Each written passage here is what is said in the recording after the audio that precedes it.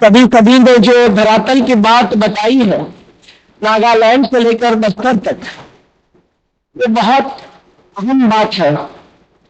इसी से स्पष्ट होता है कि जन आंदोलनों की एकता और राष्ट्रीय समन्वय की क्यों जरूरत है। ये तो 30 साल बेमिसाल ये कहकर केवल अपन जाएंगे तो क्या ये हत्याकांड, ये संविधान को कुचलना, ये संवैधानिक और मानव अधिकार को कुचलना और उसी दिशा में जाते हुए प्रॉफिट ओवर नेचर, मतलब प्रकृति के ऊपर मुनाफाखोरी, मानवता के ऊपर मुनाफाखोरी, इस दिशा में उनको बढ़ने देना, जाति और धर्म को अस्त्र शस्त्र बनाकर हिंसा का मार्ग अपनाना, ये क्या हम केवल देखते रहेंगे? ये सवाल है। एमएटीएम का जब गठन हुआ तब जो पार्श्वभूमि थी तो यही तो थी। एक बाजू वैश्वीकरण, उदारीकरण और निजीकरण की तरफ अर्थनीति बढ़ेगी, ये घोषित हुआ था, और दूसरी बाजू अयोध्या की तरफ रथ यात्रा जाकर बाबरी मस्जिद को कुचला गया था। ये दोनों के परिप्रेक्ष्य में हम लोगों को सोचना पड़ा था कि क्या अपन इतनी बड़ी चुनौतियों के सामने अकेले अकेले लड़ सकते हैं। आज लद्दाख के संघर्ष की बात सोनम वांगचुक जी ने रखी। आज हम देख रहे हैं कि संविधान पर हाथ रखकर शपथ लेते हैं। अगर संसद में ऐसा उठाते हैं, मेरा तो थोड़ा रंग उड़ गया है, वैसे भी संविधान का रंग उड़ गया है इस देश में, लेकिन अगर संसद में ऐसा कोई हाथ में लेता है, जय भीम कहता है, तो उस पर उंगली उठाते हैं, सवाल खड़े करते हैं। हम यहां तो कर ही सकते हैं। इसके रंग का मुद्दा नहीं है, मुद्दा है कि संविधान जो हमारे जनतंत्र का आधार है, नहीं तो इस पर हाथ रखकर जनप्रतिनिधि को क्यों शपथ लेनी पड़ती है। बाबा साहब अम्बेडकर जी के नेतृत्व में, लेकिन पूरी संविधान सभा ने, जिनमें 15 महिलाएं भी थी, उन सभी ने पूरी सोच विचार के साथ आजाद भारत में केवल तिरंगा फहराने की बात नहीं सोची, तो ये तिरंगा में जो 3 रंग है, एक त्याग का है, एक हरी भरी भूमि का है, एक शांति का है, कैसे इन मूल्यों को उद्देश्यों की दिशा में ले जाए, हासिल करें, ये सोचते हुए संविधान का निर्माण हुआ है। आज भी हम देखते हैं कि संविधान की प्रस्तावना में ही जब समता और न्याय की बात है, बंधुता यानी भगिनी को बाजू में रखना नहीं है, सर्वधर्म समभाव की बात है, जब राजनीति में धर्मनिरपेक्षता चाहिए तो समाज में सर्वधर्म समभाव चाहिए। और 1976 में देर तो सही पर अंधेर नहीं, संविधान में जब समाजवाद और धर्मनिरपेक्षता, ये 2 मुद्दे, शब्द नहीं मूल्य समाविष्ट किए गए, तो हमको ये आधार बन गया है कहने के लिए कि जो बस्तर में हो रहा है, जो नागालैंड में हो रहा है, जो लद्दाख में हो रहा है, ये संविधान के खिलाफ है। साथियों, हम देखते हैं कि संविधान में जो समता और न्याय की बात की है, अब कैसे हासिल करेंगे? अगर यहाँ की जमीन हो, जो भारत माता कहते हैं हम लोग, ये धरती माता उसका हिस्सा है, यहाँ की नदी हो, यहाँ का समुद्र और किनारा हो, यहाँ का जंगल हो, भूमि के नीचे का भूजल या खनिज हो, ये सब पर जीने वाले और साथ में जीते हुए भी इसको बाजारी वृत्ति से खरीदने बेचने के बदले अपने उपयोग में लाते हुए अगली पीढ़ियों के लिए बचाने वाले ऐसे जो समुदाय है, जिनमें किसान है, मजदूर है, पशुपालक है, मछुआरे हैं, आदिवासी है, वनोपज पर जीने वाले, चरागाह पर चलने वाले, हम ये सभी समुदायों ने जो हमको दान दिया है, एक प्रकार से प्रकृति धन दिया है, इस धन को बचाने के लिए जैसे बिरसा मुंडा ने 25वें साल में जेल में शहादत भुगती, खाजा नाइक ने भुगती, भीमा नाइक ने भुगती, और यही गैर बराबरी जो आज संविधान के बावजूद फैली हुई इर्द गिर्द में दिखाई देती है, इसके सामने सरदार पटेल ने रियासतों को जब्त किया था। यही था रियली स्टैच्यू ऑफ यूनिटी। केवल पुतला खड़ा करके वो विचार नहीं आता है प्रत्यक्ष में। लेकिन टंकिया मामा भील, जिन्होंने ब्रिटिशों का खजाना लूटकर खुद को नहीं गरीबों को बांट दिया था, आज हम इन सब को याद करे बिना नहीं बचा सकते हैं आघात से, हमले से, लूट से, विनाश से, हिंसा से, इस देश से, इस प्रकृति धन को और इसके साथ जीने वाले मानवीय समुदायों के। अन्य जानवरों की, कीड़ा मुंगी की बात भी आशीष भाई ने बताई, क्योंकि वो भी विस्थापित होते हैं आदिवासियों के साथ। तो केरल में क्या हर राज्य में ह्यूमन एनिमल कॉन्फ्लिक्ट खड़ा होता है, हमला होता है हाथियों का, हाथी का मनुष्य पर। हमारे नंदुरबार जिले में बिबटिया वाघ आते हैं, हमला करते हैं, एक आदिवासी बच्ची को फाड़ देते हैं। ये सब जो हो रहा है हम देख रहे हैं कि संविधान में जबकि ये कहा है कि समता होनी चाहिए, इस समता का मतलब क्या है? अनुच्छेद 39 में यह कहा है कि मुट्ठी भरों के हाथ में सत्ता केंद्रित नहीं हो, लेकिन वो तो मार्गदर्शक सिद्धांत है, ये फंडामेंटल बुनियादी अधिकार नहीं है।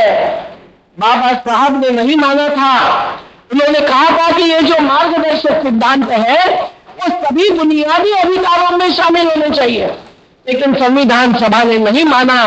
तो आज कोर्ट में खड़े होकर हम नहीं कह सकते कि अडानी जैसे एक अंशादी एक दिन में 1600 करोड़ रुपया क्यों कैसे कमाते हैं, अंबानी एक दिन में 1000 करोड़ रुपया कैसे और क्यों कमाते हैं। साथियों, न्यायपालिका एक स्तंभ है जनतंत्र का, लेकिन चारों स्तंभ जनतंत्र के हम सोचेंगे तो क्या ये जल, जंगल, जमीन और उसके साथ जुड़ा हुआ जीने का आधार और अधिकार जो हमारे जीवन का भी हिस्सा है, इसके बिना ऑक्सीजन नहीं मिल सकता है तो कोरोना में मौत होती है सबसे ज्यादा धनिकों की। हमारे आदिवासियों में एक भी कोरोना ग्रस्त नहीं हुआ, सब इलाके हमारे नर्मदा किनारे के गांव के। लेकिन कौन सा जनतंत्र का संवैधानिक माना गया स्तंभ इस पर संवेदना दिखाता है, ये सवाल आज उठा है, जिनमें अधिकारी भी शामिल है, जिनमें चुनाव में चुने गए जनप्रतिनिधि शामिल है, न्यायपालिका शामिल है और मीडिया माध्यमकर्ता भी शामिल है। हिम्मत से यहाँ आते हैं, इस उम्र की एक बहन जी रिकॉर्डिंग करती है, हम उनको सलाम करते हैं। लेकिन हम जानते हैं कि आज ये सही सच्ची स्थिति उठाने वालों को जेल बंद, जनता को करने वालों को जेल बंद करना, यही सरकार अपना कर्तव्य मानती है। संविधान के आधार पर कानून बनते हैं या बदलते हैं, ये भी कैसे हो रहा है। एनएसयूएम ने इसके बारे में क्या भूमिका ली है। जन आंदोलनों की एकता जब हुई, छोटी सी बैठक में भोपाल में हमने ये नाम स्वीकारा जो आज 25 साल चलता है।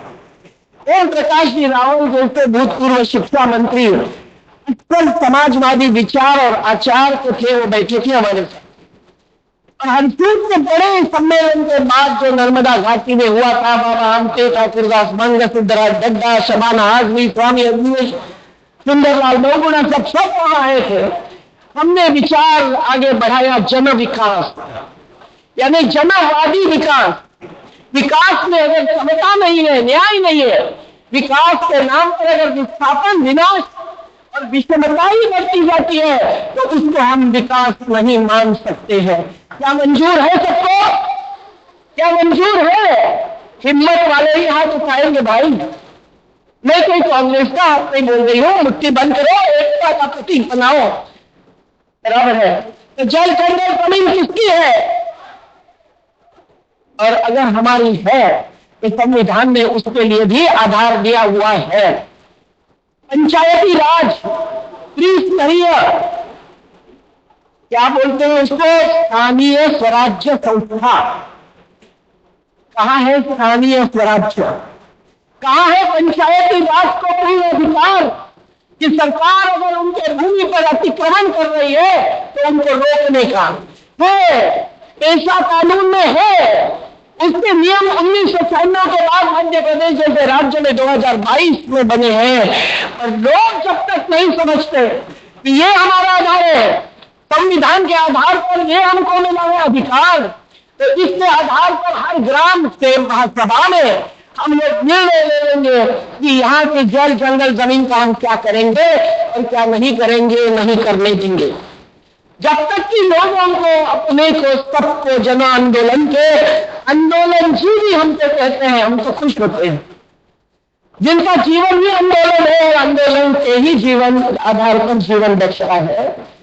तो हम सब लोग तो ये समझना चाहिए कि क्या है ग्राम सभा, क्या है बस्ती सभा, एक एक वार्ड सभा, क्या उनको जनतांत्रिक अधिकार दिया जाता है? तो घोषणा नारा नहीं, संकल्प होना चाहिए। लोकसभा से ऊंची ग्राम सभा, लोकसभा से ऊंची, लोकसभा से ऊंची। आज हम शहर में हैं, कल हम उसी नदी के किनारे गए, लोग चिंतित हैं, रात को सो नहीं रहे हैं, उनके ऊपर बस्तर जैसा नहीं अलग प्रकार का हमला हो रहा है। उस नदियों को, वो ईसा हो, मूसा हो, मूसी हो, सरकार ने अपने कब्जे में लेना चाहा है। विश्व बैंक के पैसे से कई दशलक्ष डॉलर से वो क्या बनाना चाहते हैं? कागज जितना पढ़ेंगे आपको मालूम पड़ेगा कि वो बाजू के लोगों को, जहां मंदिर है, दरगाह है, हाईकोर्ट है, बड़ी बड़ी बिल्डिंगें हैं और छोटे छोटे भी मकान हैं। झुग्गी वालों को तो 300 को हटा दिया, अभी और भी हटाना चाहते हैं, पर उसका जिक्र तक नहीं करते हैं, कोई जानकारी, कोई रिपोर्ट नहीं देते हैं। ये जो अजनतांत्रिक प्रक्रिया है, जिसे ही नर्मदा के 39 साल के आंदोलन में हमने सवाल खड़ा किया, जो नदी किनारे पीढ़ियों से जीते आए हैं, जो जंगल में पीढ़ियों से जीते आए हैं, जो समुद्र के किनारे पीढ़ियों से रहते आए हैं, इन सब ने बचाया है इस निसर्ग धन को, प्रकृति धन को, आप और हम सब के लिए। कोई अन्नदाता है, कोई श्वास दिलाता है, और अगर उनका ये योगदान कोई मूल्य ही नहीं है, मूल्यहीन है, ये मानकर अगर आगे बढ़ते हैं, कुचलते हैं उनको, तो उन्हें पीएम जैसा जन आंदोलनों का राष्ट्रीय समन्वय चुप नहीं बैठ सकता है। जन आंदोलनों के राष्ट्रीय समन्वय ने सबसे पहला निर्णय लिया 1996 में, जो 2 साल की प्रक्रिया के बाद, इसलिए 30 साल तो अभी हो रहे हैं, लेकिन 1996 में संरचना बनी, इन्हें पीएम का व्यवस्थित गठन हुआ, उसमें सब वरिष्ठ कार्यकर्ता आए थे। और सेवाग्राम वर्धा में जो महात्मा गांधी जी की विरासत है, वहां निर्णय लिया गया, और वहां पहला निर्णय लिया गया इमरान कंपनी के साथ लड़ने का। आज कंपनीकरण जो शिक्षा, स्वास्थ्य सभी में घुसपैठ कर चुका है।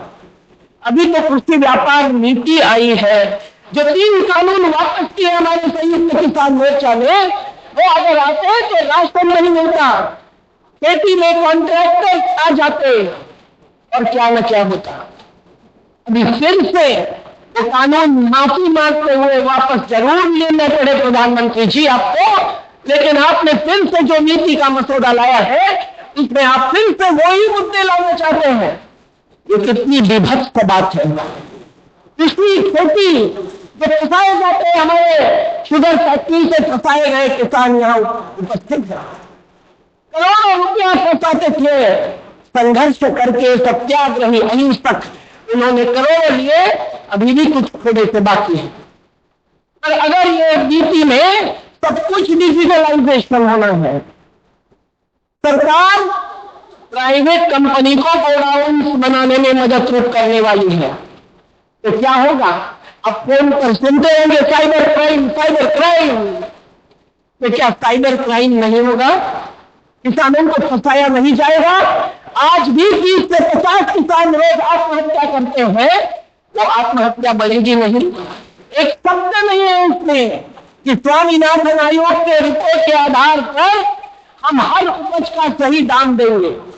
गैर बराबरी का ये असल मसला है, असल मसला है, और इसी के कारण आत्महत्या हो रही है। आलसी नहीं है, नशे में जाते हैं किसान मजदूर, क्योंकि उनके साथ में अन्याय भी हो रहा है, पलायन करने के लिए मजबूर है। अभी कल तक मैंने 2 टुकड़ियों को बड़वानी जिले के आदिवासी, धुले जिले के आदिवासी, उनको छुड़वा के लाया जिनको बदल तस्दीर बनाते हैं। आज भी 2 टुकड़ियों को वापस लाने के लिए जिद चल रही है। महाराष्ट्र के अधिकारी सुनते तो है, मध्य प्रदेश तो मध्य प्रदेश बन गया है, उनको नशा है सत्ता से, तो क्या उनको कहकर फायदा होगा? साथियों समझिए कि आज जल पर आक्रमण है, आज नदियों पर आक्रमण है, पर्यटन एक बड़ा उद्योग बन गया है। नदियों में क्रूज चलाकर पहले ही प्रदूषित है नदियां। एक रिपोर्ट नर्मदा के 3 मेरे पास है, पानी पीने लायक नहीं है, फिर भी लोग परिक्रमा करते हैं। क्या कहें? धर्म के नाम पर अधर्म हो रहा है, फिर भी लोग जानते नहीं है, पूजन करते हैं, नमन करते हैं, मनन नहीं करते हैं। तो आज जन आंदोलनों का ये कर्तव्य और जिम्मेदारी है। नहीं केवल अनुच्छेद 48 पढ़ो, 51 पढ़ो, ये नहीं कहूंगी। मैं कहूंगी कि अपने जीवन का आधार है और जीने का अधिकार जो संविधान ने दिया है, उसके लिए हरा आच्छादन जरूरी है पृथ्वी पर। पानी भूजल को बचाना जरूरी है, नदी किनारे के रेत को बचाना जरूरी है। तो सब राज्यों में चल रही है, तापी के किनारे लड़ रहे हमारे साथी आ जाए, नर्मदा के किनारे चल रही है, साथ में कोर्ट की 2 ऑर्डर होते हुए भी माफिया कहते हैं हमको आशीर्वाद है ऊपर का, तो हम नहीं सुनेंगे तुम्हारी बात। तो आप समझिए कि ये सब जो हो रहा है, जंगल के नीचे हीरा है, कोयला है, कुछ भी है, तो जंगल काटने में कुछ भी नहीं लगता है। जो देश में साफ गिराना होगा, 5 पौधे लगाकर हजारों नहीं लाखों रेता का वृक्षाकरण करेंगे, वनीकरण करेंगे, जो झूठे दावे किए जाते हैं। साथियों, इस प्रकार से जबकि खेती भी बर्बाद की जा रही है, खेती का भूमि अधिग्रहण जो ब्रिटिशों के समय 1894 के कानून से होता था, नर्मदा से नंदीग्राम तक जो लड़ाई चली, इसमें NAPM का बड़ा योगदान था।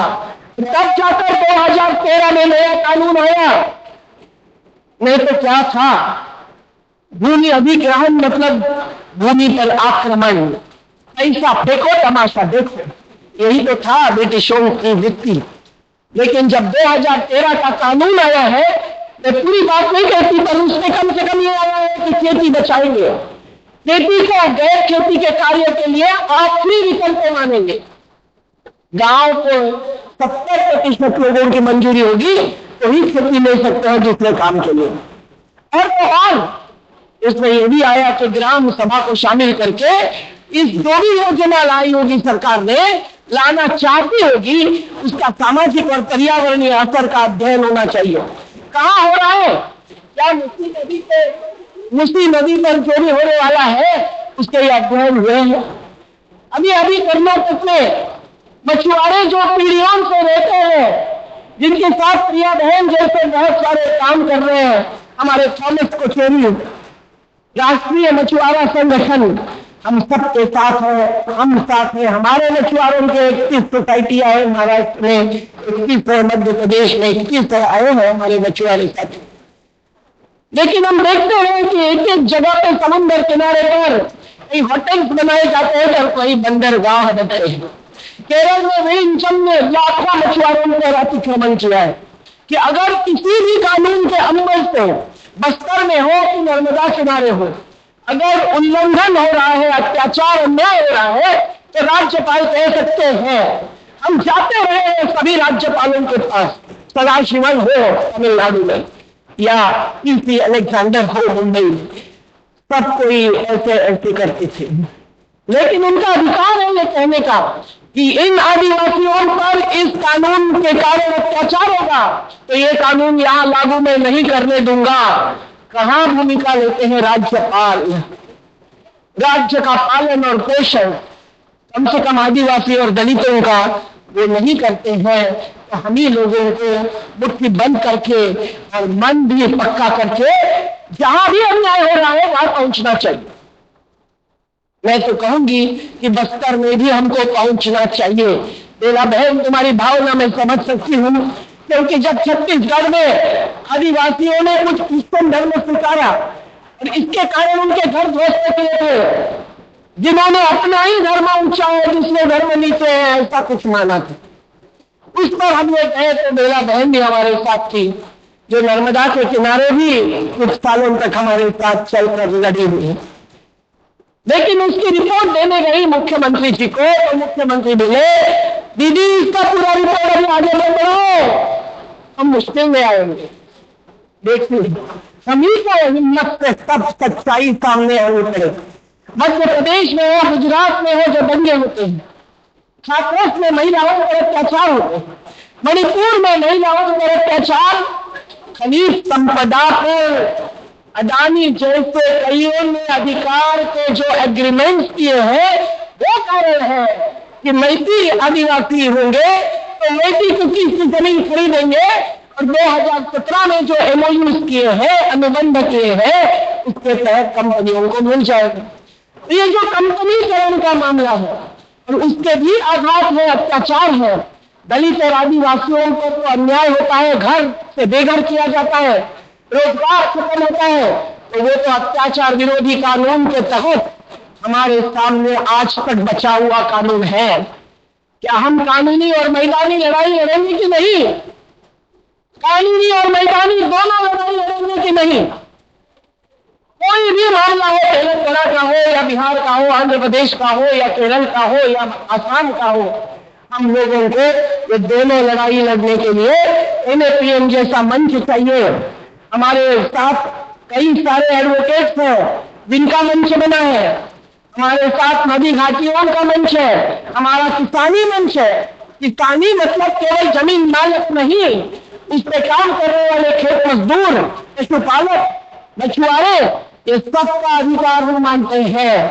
जिस जमीन पर, जिस जल पर, जिस नदी पर, जिस चरागाह पर पश्मीना वाले हो या हमारे साधे से चरागाह पर चराने वाले हो, इनका अधिकार देने के लिए हम लोगों को उन पर अगर अन्याय, अतिक्रमण, आक्रमण होता है तो वहां खड़े रहना जरूरी है कि नहीं? जरूरी है। ऐसा ही पीपल्स कमीशन बना, जैसे श्योपुर साहब के साथ एडवोकेट संजय पारिक जी, मनोरंजन महंती जी, हनन मौला जी, नंदिनी सुंदर जी, हम सब लोग एक हुए, प्रफुल्ल सामंतराजी जिस पे लड़ाई लड़ते ही आए हैं। हम लोग जाते हैं तो हमको मिलेंगे तो 10,000 रुपया दंड जाहिर होता है। ऐसे पोस्टों वाले क्षेत्र में जब किंडाल फिर नए प्रकार से अत्याचार करने लगा, जैसे मुसी नदी का भी पहले रोका गया था, अब फिर से नए सिरे से ऊपर आ रहा है, तो हम लोगों को इस पर सुनवाई करनी पड़ी। रोते हुए आंखों से हमको देखते हुए मैंने ने जो बात रखी, हम लोगों को इस प्रकार से इससे दखल लेनी चाहिए। एनएपीएम ने ऐसे बहुत सारे रिपोर्ट बनाए हैं। ये कोसी नदी का है, ये भी जन आयोग है। जब लाखों लोग बेहद ध्वस्त हो गए, हम 15 दिन राहत कार्य में थे। क्या उससे सब कुछ होता है? हमारे महेंद्र यादव जी अब ट्रेन कैंसिल हो गई तो आ नहीं पाए, लेकिन आज भी कोसी के लोग लड़ रहे हैं। तो ये नदी की बात हो बचाने की, ये जमीन बचाने की बात हो, अधिकार बचाने की बात हो, हमको लड़ने के लिए एनएपीएम के द्वारा जहां भी आप मांगेंगे, मांग करेंगे, वहां संसद नहीं, जन संसद बनाकर पहुंचना जरूरी है। हमारे साथ भूतपूर्व न्यायाधीश आएंगे, सौम्या दत्ता जैसे पर्यावरणविद आएंगे, समाजशास्त्री आएंगे, कुछ वरिष्ठ कार्यकर्ता रहेंगे। हम जा सकते हैं टीम बनाकर और इस पर जो रिपोर्ट बनाएंगे वो केवल प्रसिद्धि के लिए नहीं, ये रिपोर्ट नर्मदा के इतने सारे रिपोर्ट जो कोर्ट में दाखिल किए गए सब देश में पहुंचे, विश्व बैंक का रिपोर्ट आ गया, तब जाकर बांध को रोक के रखना पड़ा। 50,000 परिवारों का पुनर्वास और उसमें 20,000 परिवारों का जमीन का अधिकार मिलने तक अगर आज भी बाकी है तो हम लोग आंदोलन 40 साल भी और जोर से आगे बढ़ाने वाले हैं। ये आप प्रदर्शन देखेंगे वहां लगाया हुआ था आपको संक्षेप। तो ये सब क्यों जरूरी है? ये सब इसलिए जरूरी है कि जो आज इस प्रकार के गलत विकास की अवधारणा का असर हो रहा है ये हमारे सबके जीवन पर है। तो हम लोग नर्मदा के तहत हरियाणा के कुछ युवा साथियों ने नीलम अहलूवालिया जैसे साथ मिलकर जब ये एक मैनिफेस्टो बनाया, जिस घोषणा पत्र में लड़ाई की बात की, वो घोषणा पत्र नोटराइज नहीं होता है, इसलिए 2 चुनाव के बीच में वो रद्दी बन जाता है। तो ये जन घोषणा पत्र ऐसा बनाना भी जरूरी है। मैंने पिछले पार्लियामेंट के सभी मैनिफेस्टोज लेके आई हूं। पार्लियामेंट में भी जो ऐसी पार्टियां हैं जो जात धर्म अस्मिता के सवाल पर हिंसा करने वाली नहीं है, उनसे हम सुनना चाहते हैं, हम उनको आग्रह करना चाहते हैं। पर इस प्रकार से आगे जाकर आगे जाकर ये दिल्ली की आवाज, ये भी आप देखिए, दिल्ली के बहुत सारे श्रमिक संगठनों ने NAPL ने एकत्रित आकर सौम्या दत्ता जी, मीनम जी, आदर्श भाई सबके साथ ये जो बनाया है रिपोर्ट, ये भी बहुत अहम है। जैसे आशीष भाई ने कहा, हमारा तो नारा ये है, जन आंदोलन की क्या है बात, संघर्ष निर्माण साथ साथ। तो निर्माण मतलब हम जिसका विरोध करते हैं उसके बदले हम क्या चाहते हैं, हम बजट में क्या चाहते हैं, लिखा हुआ है, अभी समय नहीं है लेकिन मैं बोलने वाली थी, खेती का बजट हो, शिक्षा का बजट हो, रोजगार निर्माण के लिए बजट किस प्रकार के उद्योगों को मिलना चाहिए। क्या ठेका मजदूरी पर सब बड़े बड़े उद्योग चलेंगे, वो मुनाफाखोरी करोड़ों में कमाएंगे। और उसके साथ साथ ये जो क्लाइमेट चेंज हो गया है इसको रोकने के लिए, बचाने के लिए ऑक्सीजन, बचाने के लिए जल है तो कल है कहते हुए इसके लिए क्या होना चाहिए, ट्रांसपोर्ट परिवहन कैसा होना चाहिए, नदियों का विकास, मतलब क्या नदी में कॉन्क्रीट प्लांट डालेंगे, साबरमती नदी में क्या कर दिया बर्बाद। गुजरात के हाईकोर्ट ने बहुत कड़ा जवाब दिया है, तो हमारे साथी NAPL के उसमें लगे हुए हैं, नदी के अंदर घर बांधने जाते हैं, बिल्डिंग बांधते हैं और फिर कहते हैं कि अवैध है तो उजाड़ देते हैं। ये सब एक गठजोड़ से होता है और ये गठजोड़ भी क्या क्या करता है। शहरी गरीब हमारे कई सारे साथी आए हैं, कभी भी बस्ती उजाड़ देना, भर बारिश में उजाड़ देना, आदेशों का पालन नहीं करना। मुंबई में कितने सारे बस्तियों के विकास के लिए ही नहीं, बचाव के लिए भी हमको लड़ना पड़ रहा है। अभी हमने 900 घर लिए, अभी 1600 घर देना चालू है, पर कितने समय देना पड़ता है। हम अकेले ये सब नहीं लड़ सकते हैं। हम लोगों को एक और मुद्दा केवल बताऊं कि ग्लोबल वैश्विक स्तर पर क्या चल रहा है इसकी भी दखल लेनी है। NAPL जैसा मंच पूरा अभ्यास करता है। विश्व बैंक को हमने नर्मदा से हटाया तो इंस्पेक्शन पैनल बनाया। कोई भी प्रोजेक्ट अगर विश्व बैंक के पैसे से हो रहा है, आपके क्षेत्र में अन्याय उसके कारण हो रहा है, आघात हो रहा है, सामाजिक पर्यावरणीय, तो आप इस पैनल के सामने शिकायत दर्ज करो। अमरावती स्थिति के भी लोग कुछ आए हुए हैं, उनकी शिकायत आ गई तो विश्व बैंक ने पैसा रोक दिया, जैसे नर्मदा के सरदार सरोवर का रोक दिया। जरूरी है कि G20 जैसा मंच बनता है, उसके लिए दिल्ली की झूठी झोपड़ियां तोड़ी जाती है, फेरी वालों को हटाकर को हमारे जो गरीबों का बाजार चलाते हैं उनको हटाया जाता है। किसी को दर्द नहीं आता है कि वो भूखे प्यासे हैं। G20 के अंदर क्या होता है, कौन से अनुबंध होते हैं, किसानों को कम दाम मिलेगा। इस प्रकार से अमेरिका के 43 कंपनियों के प्रमुख आएंगे लोकसभा चुनाव के पहले और वो अनुबंध करके गए हैं कि ज्यादा से ज्यादा अनाज अमेरिका से आएगा, दाल और तेल आएगा और डेयरी प्रोडक्ट्स भी आएंगे। और उन्होंने जाहिर किया अमेरिका में, पर यहाँ के अखबारों में एक भी खबर नहीं आने दी। जो हमने ढूंढ निकाली कि वहां के जो अधिकारी आई थी उसके साथ यहाँ के व्यापार मंत्री बैठे और आचार संहिता होते हुए उन्होंने ये अनुबंध पर हस्ताक्षर किया और उन्होंने कहा हम हजारों करोड़ रुपए हर साल इससे कमाएंगे। यहाँ के किसानों का क्या होगा? देखिए कैसे गठजोड़ है। और इसके कारण भी यहाँ की खेती पर असर, यहाँ के जल पर असर, नदी पर असर, पहाड़ धस रहे हैं। हिमालय की क्या स्थिति है? लद्दाख के साथ साथ हिमाचल प्रदेश में देखिए, उत्तराखंड का जोशीमठ में जाके आई तो देखिए ध्वस्त घर जिनमें रहने के लिए मजबूर है महिलाएं और लड़ भी रही है। सुंदरलाल बहुगुणा चले गए, कौन रोकेगा चिपको आंदोलन फिर से करके।